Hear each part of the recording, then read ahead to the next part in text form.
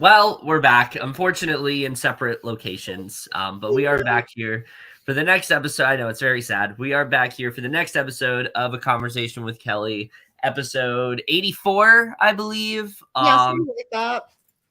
And as always, before we do get into it, I'm here with my beautiful and lovely co-host, Allie. How are you doing today?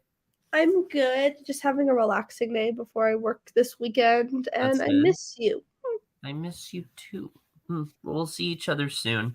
Yes. But as always, we are here to cover the week so far of Big Brother Canada 10. We have a triple eviction coming up tonight, so we obviously are going to give that its own episode, and we're going to focus on the week so far. Been quite an eventful week, I think, Allie. I think what went from what could have potentially been one of the more boring weeks of the season went to one of the more, interesting weeks of the season. I don't think anybody could have predicted what ended up happening. Same, literally. It's insane.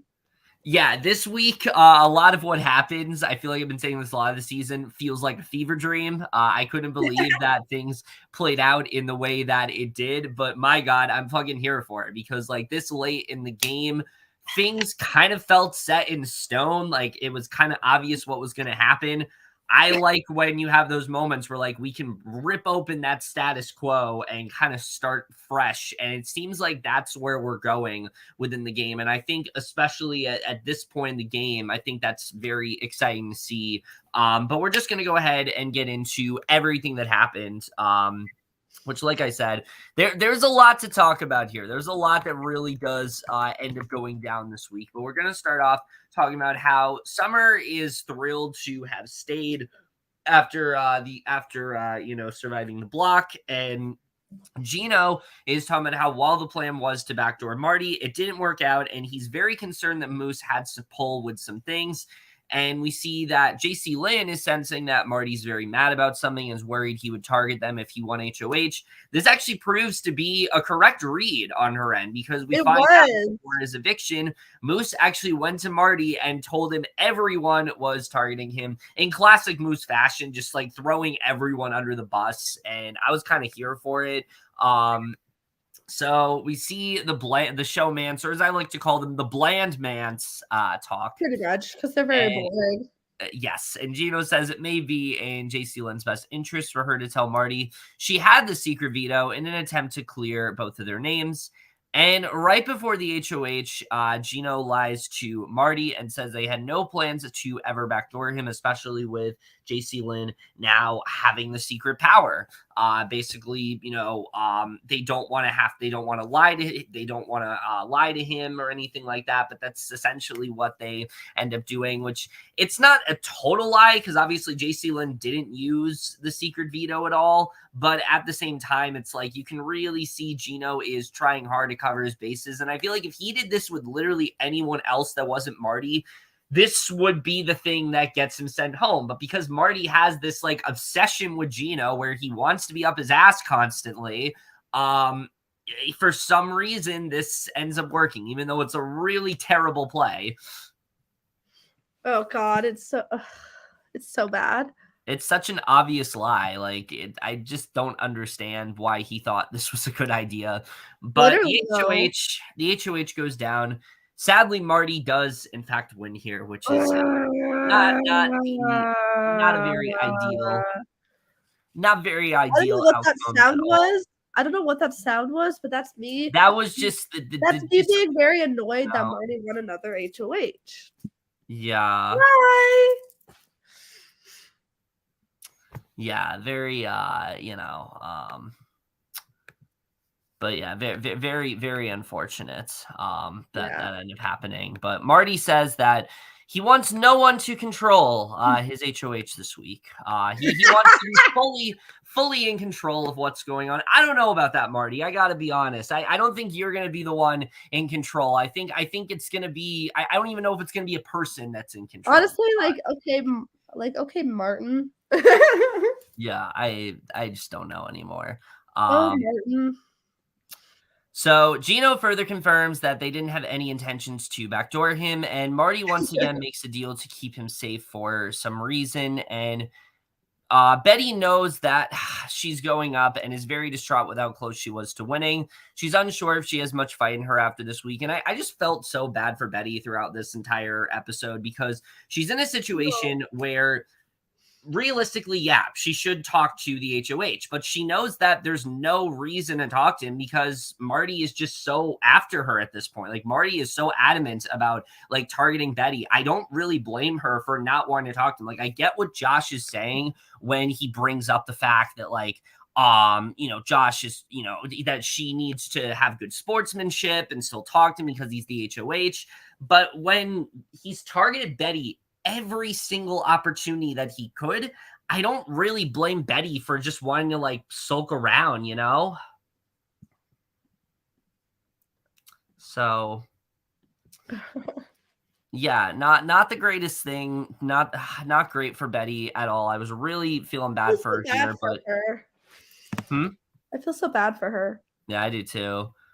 So Haleena has suspicions that Josh let go on purpose because he wanted to see Betty win something. And Kevin talks about how much he and Haleena are scared of going deep with Josh because of how charming and likable he is, and that this may potentially be the week to take him out.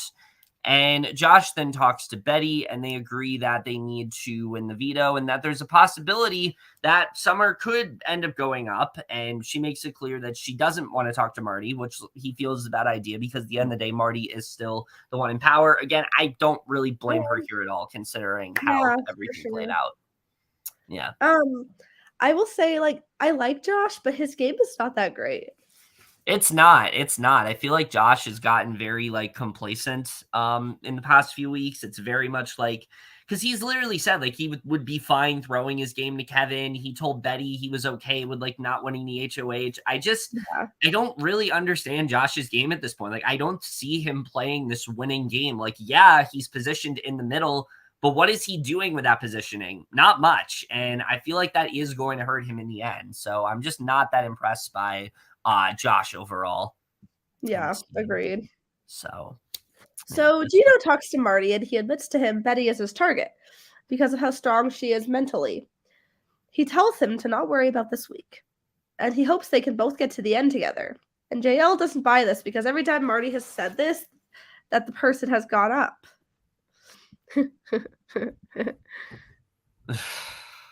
That's so funny.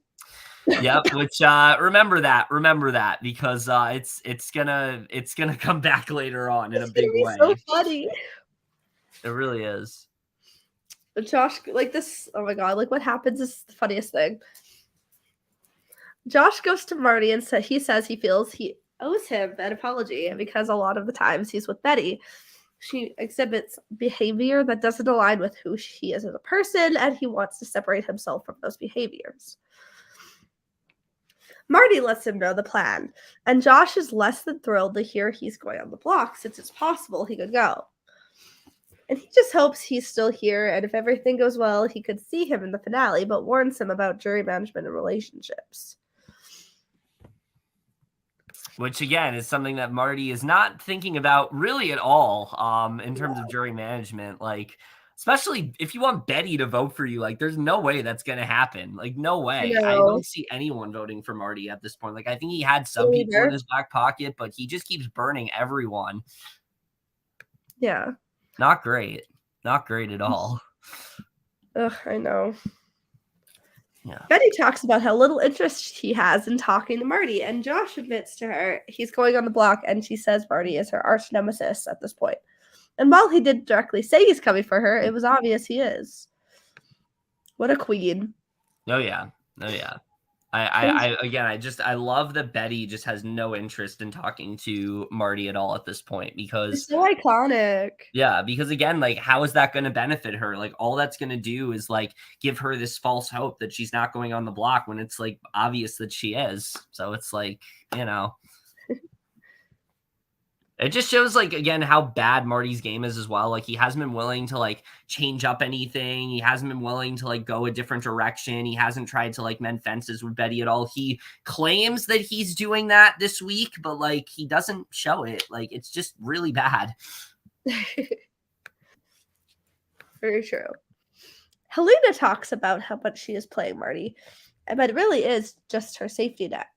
He talks to her about his plan to target Betty, and she brings up Summer Betty, and he says he's not cool with Summer one bit.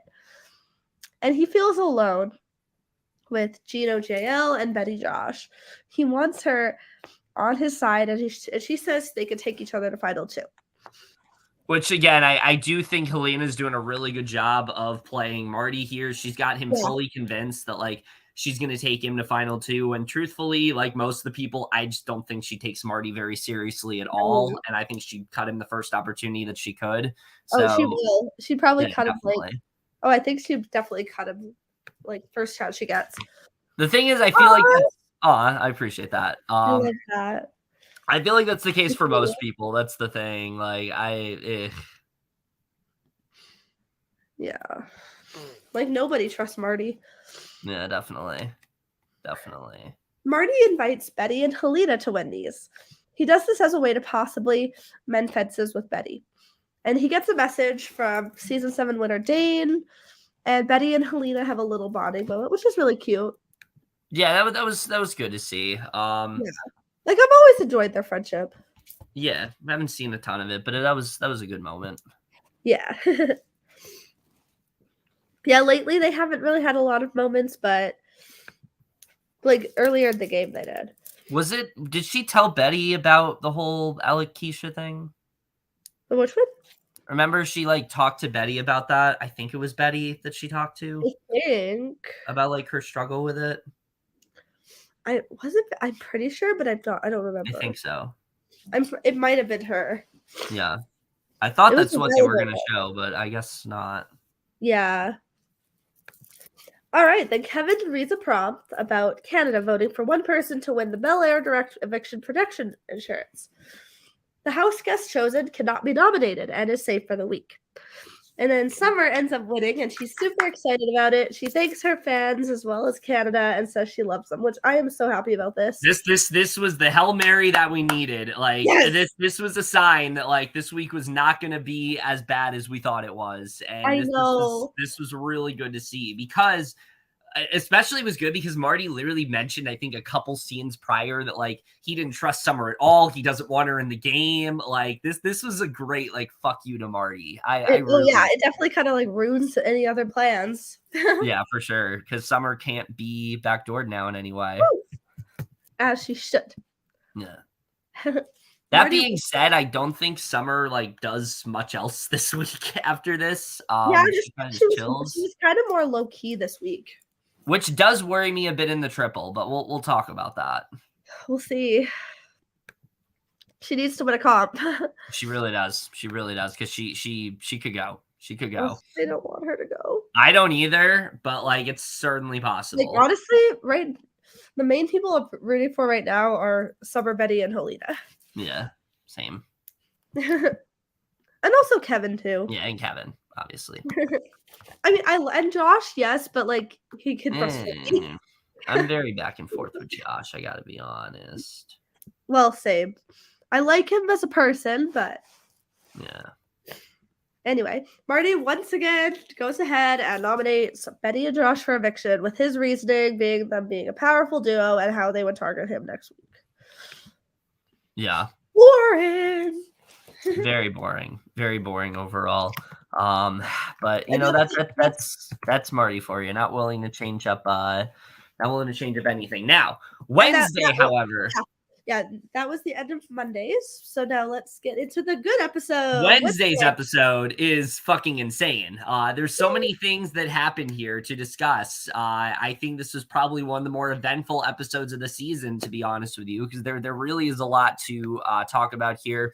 Betty is very shocked that Marty actually gave, like, an okay speech, which I thought was really funny. I also love the moment where people are going to Betty and talking about how it feels for her to be nominated again, and she's, like, acting like she's on, like, a game show or something. Like, Betty is just such an entertaining presence, and I've absolutely loved everything that she has done throughout this season. She's such, like, an underdog. Like, that's the story she would have at the end. She really is. She really is. And I think that Betty has gone from someone that's, like, not in the greatest position to really being in one of the better positions within the house. Like there aren't a lot of people besides Marty who are like super on her radar at this point, and I think that's going to be really good for her moving forward. Oh yeah, I agree. So Kevin's bored with how much Marty wants Betty out, and while there's a lot of pressure to keep the noms the same, Kevin actually wants to risk it because it would mean that Marty would have to put up someone from an alliance of 5 that he really like hasn't been taking seriously. He has this alliance with like Marty and the Showmances with Haleena, but it's not like a serious alliance. It's really just something that like they're both duos and they have Marty as a way to like keep them safe. But you can see that Kevin doesn't put any stock into it whatsoever, which I think is really funny. Like the fact that he's in this alliance and he doesn't give a shit about it. Like he wants it to implode at this point. It just kind of shows like the good position that Kevin's in. The fact that like he is so okay with just completely discarding that alliance. But I don't really blame him because it's like they aren't really going to look out for each other at the end of the day anyway. So it's like, what are they going to do? I agree. So Marty says if Betty or Josh came up, JL or Kevin would then go up. And it's then time for the next veto competition of the season. For this comp, everyone will have to hit the buzzer when they think 100 minutes have passed, and whoever buzzes in closest will win.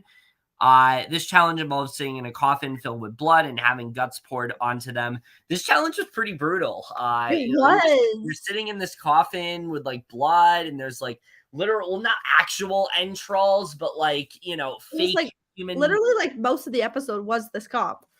Yeah, that's true. It was. Like 20 minutes. So we actually get to hear some not goodbye messages from home while this is going on. Have they done that during a comp before? I feel like that's usually something they do like during a live episode. That I know of, I don't think so, but I'm trying to remember. It's probably because we have a triple and they just don't have time to like fit it in. Probably. But yeah, so this was a nice moment. I always enjoy, you know, getting to see messages from home and whatnot. Same. But we see with an amazing time of 100 minutes and 42 seconds, Betty does win the power of veto. Everyone's very excited for her, and she says that this is for the people who called her weak, and she assures Marty that she isn't going anywhere. This was such an amazing moment. I love this so much. It was. I remember hearing that Betty. Reading on Twitter that like Betty won the veto. I'm like, did I read that right? Like, I really hope that she did. Please don't give me false hope. It was such a sweet moment. And the fact that like she's come so close, like so many times, and she finally pulls off that win. It was such a satisfying moment. And it's like that serotonin boost that I think we all kind of needed heading into this week. I just love her screaming at Marty, being like, "I'm not going anywhere." It was great. It was great. It was amazing. Such an amazing moment for Betty overall, I would say. She needed it. Yeah, definitely. So yeah, she definitely needed it for sure because she probably was unfortunately going to go. But Gino feels that this is the worst case scenario, knowing that Kevin and Haleena are now closer to Marty. And so he talks to him, and Marty brings up how Josh going home would still be good for them and tells him the replacement nominee will be both Jacey-Lynne or Kevin. And Gino's very concerned that Jacey-Lynne could go as a result of like a vote flipping. And Marty says that as much as he trusts Kevin, he feels he's close with Josh and that they would have the votes to ultimately get him out. Again, I don't know why he says that, oh, we're going to go for Josh. But the biggest problem with Marty after this is he makes no attempt to think of a possible pawn that's not going to go over Josh. Because I think if you put up like a Jacey-Lynne, Josh is probably going to go. I think if you put up a Haleena, Josh is definitely going to go. But like the people that he flirts with putting up here are going to go over Josh. Like this was not very smart at all. It wasn't. Yeah, I just don't think again. And look, Marty did not have an easy decision here. Like, I don't want to act like he did. He had an alliance of 5 that in his mind was like a legitimate alliance. So there really was like no good options here, but there were definitely better ways to handle this. And I can't stress enough the stronghold that he has against Gino, the way he is so focused on like keeping Gino on his good side. I've just never understood in his game. It's easily the worst part of his entire game. And every time I'm just like, what the fuck are you doing? Why are you relying so much on this guy? You say you're not going to let anyone control your HOH. And then Gino gives you information and you just run with it. I don't get it, Allie. I don't get it. I don't either. Like, what is wrong with you? Bad. Just bad. Very bad. Yeah. Okay. All right. Kevin is told he has been selected for a secret mission, and he has to figure out which of the secret doors have been unlocked. Behind these doors is a secret room. He meets with Marcia the Moose, who tells him he is to convince the entire house he will be self-evicting. He starts with Josh and talks about how he didn't win yesterday, and he's worried Haleena will be backdoored. And he cares too much about the integrity of the game, so he will be leaving. This was crazy. Like, I've never seen... You guys know I'm not a fan of the March of the Moose tasks at all, and I always said, like, I wish it had a little bit more stock into the game. This isn't what I meant. Like, this is a little extreme, and I don't really know why they just thought this was a good idea, especially when at this point Marty is, like, gung-ho about Kevin being the replacement nominee. Like, he's pretty much dead set on Kevin. He's made his decision that Kevin's going to be the replacement nominee. Not the best idea to gift this to Kevin when this could be the thing that potentially gets him out. Like, this literally, this like, was just why? such a weird turn of events overall. It was. He is able to successfully convince everyone, despite them not understanding why he wants to do it now, when the finale is so close. He gets ready to walk out the door and then turns around and lets them in on the fact that this was a ruse. As a result of convincing everyone, they have a party within the Expedia room. Oh my God. I just want to, like, what are you going to say? I thought it's just really funny how, like, some of the memes on Twitter were saying, like, oh my God. It was like a romantic drama with him and Josh. Yeah, that was so funny when he's like, Kevin, don't do it. Like, that was so good. And then you got Summer just being like, are you serious? And then you have Haleena, like, freaking out as well. Like, it was great. It was a great moment. Also Betty was sad too. That's the thing. Like, this was a great moment. It just was a little extra. And I don't really know. It was actually, like, iconic, but it was, like, extra. Yeah, I don't really know why they decided to go with this specific task. Like, it's a little ridiculous. And Kevin doesn't win anything from it. It's just Expedia. They literally just, like, win a sleepover. That's it. Yeah, that's it. Like, I just... So they made it seem like he was going to get, like, some, like, secret power as well. Yeah, it was such a random task. It was very weird. It's like, happy Easter, you got to self-evict. I know, right? Very strange. Haleena then talks to Marty, and she brings up how the showmance needs to go. Kevin talks to Marty, and he tells him he wants Josh out, and he has no loyalties to Betty or Summer. He wants to be his number one, and he gives him a ring as collateral, which isn't actually a wedding ring. Marty believes this, and now feels he needs to find a way to make this as fair as possible. I completely forgot about the fact that, like, Kevin has been pretending to be married this entire time. Oh, yeah. And that's what's, like, brought him and Marty together. So, like, when he brought that up, I was like, what? Like, I completely just, like... I must have not been paying attention to that conversation because, like, when he said that, I was, like, shocked about it. But the fact that he's been able to convince Marty about that, it's like, this is the reason I feel like Kevin is playing, like, so much better than the majority of these people, because just the lies that he's getting away with, and also the way he's able to get himself out of so many difficult situations, such as this one. Like, this is literally, Kevin is seconds away from being backdoored, and then completely turns around, and now Marty considers him like one of his closer allies. I don't know how he's able to do it. I don't know if it's because Kevin's that good or Marty's just that dumb. I'm not sure which it is. I mean, but either way, it's working for him. It's kind of a mix of both.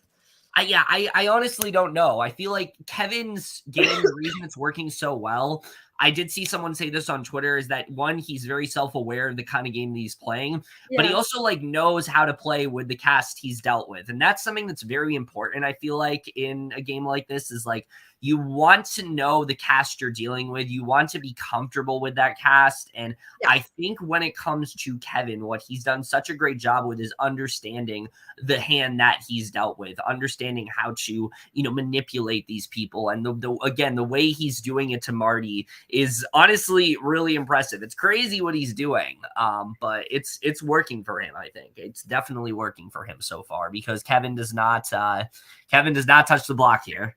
I know, it's like crazy. So yeah, Marty went from being so confident in Kevin going up to now something like, else. Basically, the task made him want to put him up even more, but then he's like, nope, not anymore.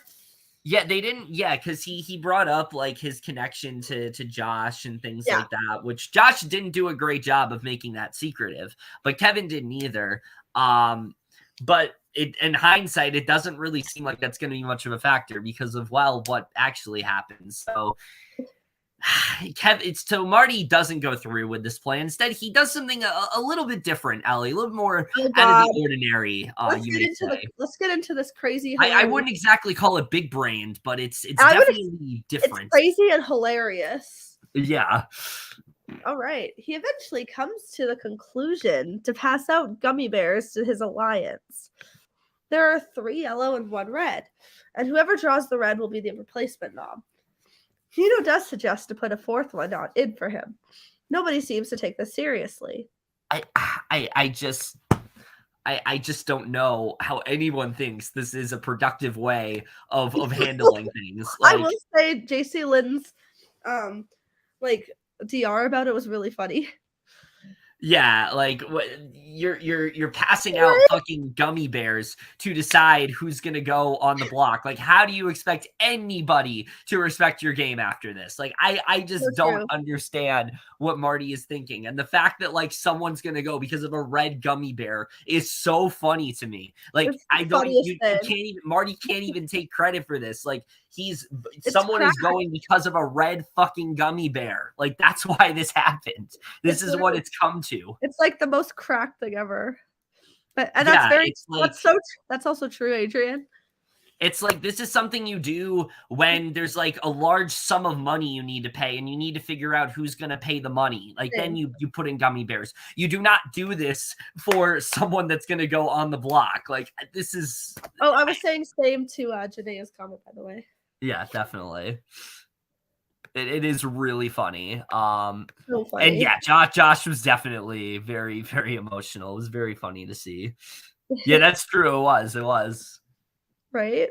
It is because this was similar actually to the hourglass where like they draw the rocks and then it's like a different color. Except, that doesn't determine if you're going on the block or not. But even stupider is what happens next. All right.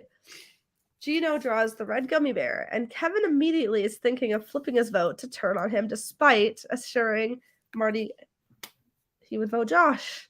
So yeah, Gino's done after this, most likely. Yeah. And it's entirely his own doing. It basically ends as that cliffhanger, though.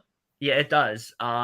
So I've heard people say, like, is Gino going because of a red gummy bear, or did he do this to himself? And I feel like Gino 100% did this to himself because if you watch it back, Marty specifically had 2 yellows and 1.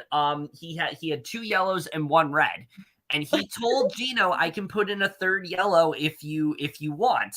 Gino could have easily said no and just left himself out of it and just kept the bond he had with Marty. And if he had done that, he would be on his way to winning the game, unfortunately. But that's probably what could have potentially happened. But because Gino said, no, I do want to be a part of this draw, now Gino is going to be right now like hours away from being evicted. Like, there's no possible way they don't vote out Gino here because, I mean, just the way Gino has been so protected this entire game. Basically, at least also with Gino leaving, they have a better chance to win HOH in the triple. And also, we just need to make sure Marty doesn't win veto. Oh, yeah. Literally all that needs to happen is Marty, as long as Marty doesn't win veto, like, it's going to be a good night. It's going to be a good night as long as Marty doesn't win. Feel like we're going to get a Marty JL eviction after because they are targeted. Yeah. We'll see. I do think Josh might have a chance to leave too. Yeah, I feel like the only person who's not going to go is maybe Jacey-Lynne, just because I feel like when Gino and Marty aren't there, like, nobody trusts her. Yeah, but I'm like, I could definitely see a scenario where like she wins like a comp and then like Josh or Haleena end up going. Like, I could definitely see that. I actually don't see any of the girls leaving besides like Jacey-Lynne. Don't say that. Don't say that, because then we're gonna have like a really sad elimination. So I don't want to. I think it's gonna be Marty, Josh, or Jacey-Lynne. Yeah, definitely, for sure. Yeah, we just need a comp from like Summer, Betty, or Haleena. Yeah, for sure. I definitely think that there's a lot of possibilities for what can happen. I feel like most likely it's going to be Gino, Marty, and Jacey-Lynne, but I can see some potential curveballs thrown in there. And we'll have to see how the night really does play out. But either way, I mean, it's going to end on such a funny note. Like Gino leaving the red gummy bear is just... It's a high that I feel like we're not gonna be able to overcome. Like, I feel like this is gonna be something that people are gonna joke about for years in Big Brother. Someone's gonna not know what to do with the nominee. They're gonna say, all right, here come the gummy bears. Like, I can totally see this becoming a recurring gag just because of how fucking funny this is and how stupid it is. Like, it's amazing. This whole thing is so ridiculous, but I can honestly see them making like a gummy bear comp next season. I could see that too. That would actually be really funny if they did that. Yeah. But yeah, other than that, I think there are definitely a lot of possibilities for this triple tonight. I think it's going to be a good one. I don't see this being a triple that like disappoints us, because there's too much riding on this triple. Like, you have to understand, like, after this triple, we have like what, final 5, final 4? Like, it's crazy like that. Wait. Right now it's 8, right? I think, yeah. So Gino's gonna get 8, and then 7 and 6. Yeah, we'll be at 5. We'll be at 5. Yeah, so this is going to be a really pivotal night, because it's essentially going to determine, I think, what's going to happen in the end game. Like, let's say, you know, the people that we leave, I feel like there are some very clear front runners once they're gone, and we'll have to see what ends up happening. But again, I don't want to predict anything right now, just because, like, I don't want to jinx what could potentially happen tonight. I just think no matter what happens, like, we're in for a good night. Oh, I agree. I think it's gonna be so fun. Yeah, for sure. We would do this live, but like the eviction live. But since Kevin's going to a movie, we'll probably have to do it later. Yeah, we'll just do it then. But yeah, other than that, that's it for yes, yeah, exactly. That's where I'm at, Adrian. It's like, I'm hoping that disappointment face doesn't come out, but you just never know. You just never know with the triple. We'll see. Fingers crossed it goes well. Fingers crossed it's better than the triple we got in BB22. I'm sure it will be, but like, I actually did not watch that episode because I stopped watching except for the finale. I did. I didn't watch that season, but I tuned in for the triple just to see like how it was going to be, and I was immensely disappointed. I watched like the first few weeks and then the finale.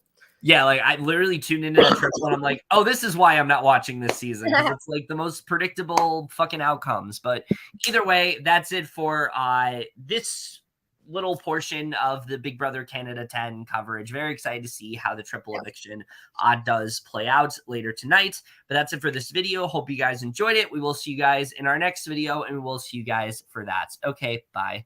Have a good day. Have a good night.